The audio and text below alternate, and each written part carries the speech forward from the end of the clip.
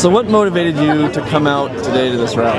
Well, for the basic part is the Republicans have continuously put us in debt, and now they want to take it off the workers' backs. You know, this thing in Wisconsin isn't about their money and their pensions. They already said they'd take their cuts. This is about breaking their union to collect the bargaining. There isn't a worker around that doesn't have union rights. All holidays, okay, overtime, all right, weekends off. That was all brought to you by union workers. It wasn't brought to you by corporations or the government. If everybody knows their history, union people brought it. Everybody has the right to collect the bargain.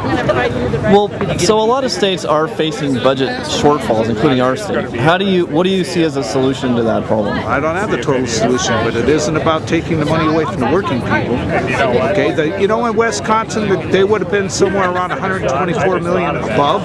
It was the governor that passed a couple bills that put him in the deficit, so let it take it off of his paycheck. Well, I'm pro-union, and I support the what's going on in Wisconsin, and I think as it says, bargaining rights. That's the main thing of a union. They need to talk with management. So, well, a number of states are facing budget shortfalls, including our own. What do you see as the right way to address those sorts of budgetary problems? If you're talking about unions, you get together and then you decide what to do. It's not unilateral. Well, okay. But most people aren't in the union, so how do you balance their tax dollars with the union? We're going to actually mail them to Wisconsin. It's working. It's not particularly unions. It's just workers. They need to stand together and get a good outcome. Are you pro-union, I don't know anything about your website. Well, I lean free market, for sure. But I'm here getting people's views. Okay. So if you want to, you can tell me your name and spell it and tell me where you're from. I'd rather not. Okay. So what motivated you to come out to this rally today? Basically just to support what's going on in Wisconsin and what they're trying to do to teachers in Wisconsin. So, what happened was that the governor just authorized another tax cut for businesses that equals the amount that teachers are now going to be cut. So, so on the backs of teachers, we're going to allow businesses tax cuts. So it's basically coming out and saying, we're not going to tolerate it here, we support you over there, that's why we're here. So a lot of states, including Colorado, face a budget deficit, shortfalls. Right. What would you see as the way to address those? Well, one thing needs to be the waste. The waste needs to be addressed. I think that, the problem we have in Colorado is that we're 42% of the budget in Colorado is education. So obviously you're going to look to that to cut money.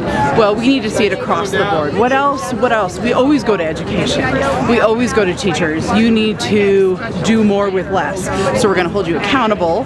We're going to make sure that your evaluations are tied to growth, yet we're going to take away all your support, your programs, and then we're going to make you, if you don't get that growth, you're going to lose your job.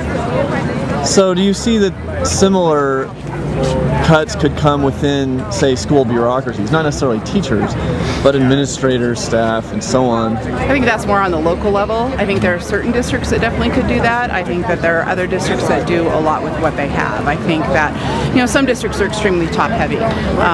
Others, they are fair. They are trying to be equitable. So that would have to be a local thing. But you have to think that Colorado is one of the lowest funded states in the United States, and then Southern Colorado is the lowest of Colorado. So we're the bottom of the bottom. Are you from Southern Colorado? You don't have to say. Yeah. You're a teacher? Or? Yes.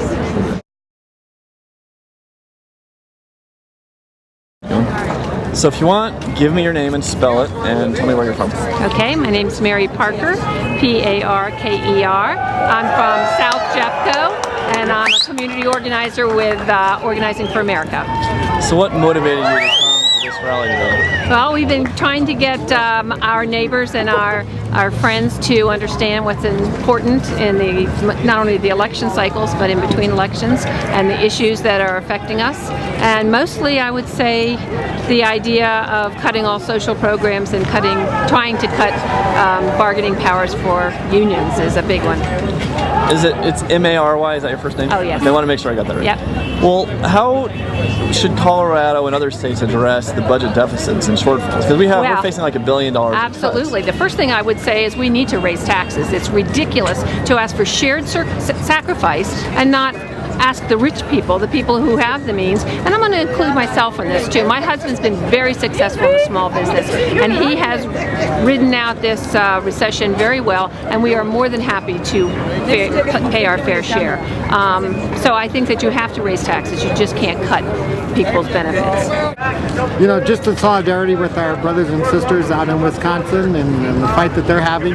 You know, there's many, we belong to the American Federation of Teachers, and there's many teachers that are impacted. It's something when the unions say, we'll negotiate and we don't have a problem understanding that there's a state deficit and there's these issues, and then they want to go all the way and take away all of our bargaining rights that have been fought for years. So it's really just an excuse to kill unions. Well, can I play devil's advocate for a minute? Sure. One criticism I've heard is that there seems to be a difference between public sector unions and private sector unions because, of course, the one involves tax hikes. So really they're bargaining with the people raising the taxes. Do you see that being a difference, or do you see that it's basically the same across the board in terms of what they're trying to accomplish? Yeah, I mean, I don't see that. I mean, you know, we work with our legislative campaign people at the Capitol trying to get funding into schools. But once you're on the school site and your bargaining team there is sitting with the administration, we're dealing with the money that's already there.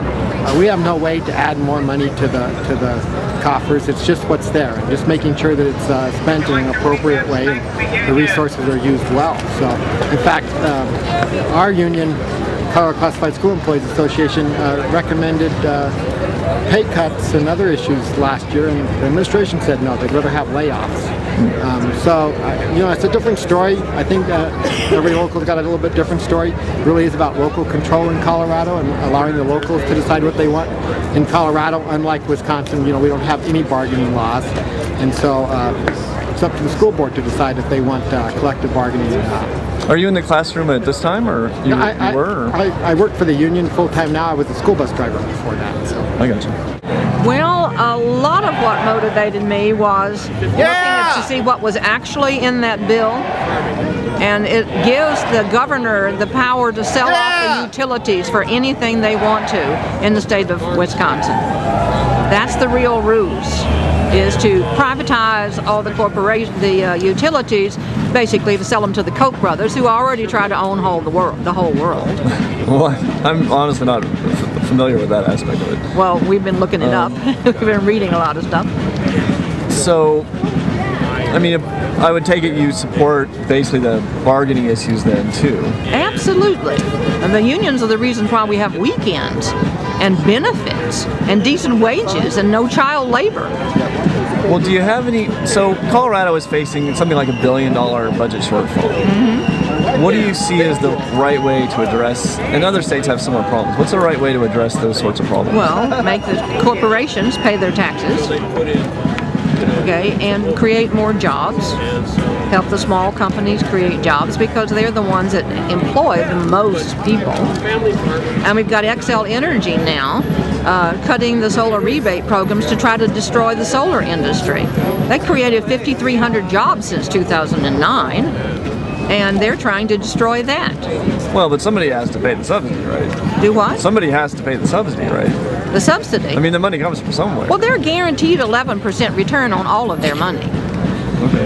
Okay, if they got that guarantee and we can't even get 1% on interest at the bank on our money, who are they that they deserve 11%? Let them pay something.